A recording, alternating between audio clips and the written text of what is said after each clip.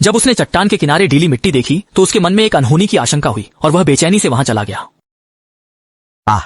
महिला ने जैसे कुछ भयानक चीज देख ली हो। ठीक 5 मिनट पहले वह ग्राहक के साथ यहाँ पहाड़ पर चढ़ने आई थी और क्योंकि यह अचानक का निर्णय था इसलिए वह ऊंची एड़ी के जूते पहनकर आई और आधे रास्ते में उसके पैर में छाले पड़ गए। पुरुष ग्राहक ने उसे पहाड़ के बीच में आराम करने को कहा और 2 साथी छोड़े। वह खुद ऊपर चढ़ गई और देर तक नीचे नहीं आई। दोनों अंगरक्षकों को गड़बड़ का शक हुआ क्योंकि मालिक हर दिन आते थे और उन्हें लौट आना था, इसलिए वे ऊपर की ओर खोजने गए और उन्होंने दृश्य देखा। ग्राहक गिरकर मर गया था। रिपोर्ट पर पुलिस पहुंची। राष्ट्रीय सुरक्षा पुलिस यांग गुआंग थे क्योंकि मृत व्यक्ति विदेशी प्रतिनिधि था जो कंपनियों से सहयोग पर चर्चा करने वाला था। यांग गुआंग को शक था ये प्रतिस्पर्धी का काम हो सकता है। यानिंग से पूरी घटना की जानकारी मिलने के बाद यांग गुआंग ने तुरंत अपने अधीनस्थों को जांच करने के लिए कहा, लेकिन चट्टान की चोटी पर किसी और के पैरों के निशान नहीं थे और चट्टान के आसपास कोई रस्सी या चढ़ाई के उपकरण भी नहीं थे। अब ऐसा लगता है कि यह हत्या नहीं थी। और इसी समय ली जियान ने देखा कि चट्टान की चोटी से दूर एक पेड़ के पास कई टूटे हुए पेड़ की शाखाएं हैं और शाखाओं के नीचे एक अज्ञात तरल पदार्थ है। ली जियान ने उसे सूंघा और पाया कि यह इंजन का तेल है, विशेष रूप से मोटरसाइकिल के लिए उपयोग किया जाने वाला। मैं पहले गाड़ियों के साथ नहीं खेलता था, इसलिए मुझे कुछ जानकारी है और यह शायद एक माउंटेन ऑफ रोड मोटरसाइकिल है। बहुत बड़ी नहीं, लगभग 125 सीसी की होगी।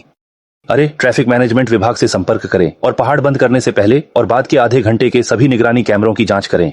परिणाम लीजियान की भविष्यवाणी के समान था। खाई में गिरने से आधे घंटे पहले एक माउंटेन ऑफ रोड मोटरसाइकिल पहाड़ में गई थी, लेकिन जब उन्होंने मोटरसाइकिल को खोजा तो वह जलकर केवल ढांचा बचा था और जलाने का स्थान एक परित्यक्त फैक्ट्री थी जहां कोई निगरानी नहीं थी, न कोई कर्मचारी थे जिससे वे जांच शुरू नहीं कर सके। ये स्पष्ट है कि प्रतिनिधि का गिरना जरूर एक साजिश थी। सूरज आश्वस्त था क्योंकि कल रात उसे उच्च अधिकारियों का फोन आया कि प्रतिनिधि की मृत्यु से विदेशी कंपनी ने श्रीमान सुन को चुना है। उनके कार्यभार के बाद पहला काम हमारे सहयोग को निलंबित करना था, कहते हुए कि उन्हें संदेह है कि मृत्यु का संबंध हमारे पक्ष से है और उन्होंने प्रतिस्पर्धियों से बातचीत शुरू कर दी है। लगता है सूरज की अटकलें सही थीं। प्रतिनिधि की मौत प्रतिद्वंद्वी का काम था जिसका उद्देश्य हमें फंसाना और सहयोग हासिल करना था। सूरज की अटकलें सही थीं, पर सबूत नहीं थे। इस बार प्रतिद्वंद्वी और विदेशी कंपनी की बातचीत सुचारू रूप से चली, जिसे अतिशयोक्ति कहा जा सकता है। मौके पर झाओ यानिंग हैरान था। वह वार्ता स्थल पर था क्योंकि वह प्रतिद्वंद्वी कंपनी का जनसंपर्क प्रबंधक है और बाहर निगरानी कर रहे सूरज को झाओ यानिंग का संदेश मिला। मिस्टर यांग, आप शायद आसपास ही होंगे। अगर संभव हो तो हम मिल सकते हैं।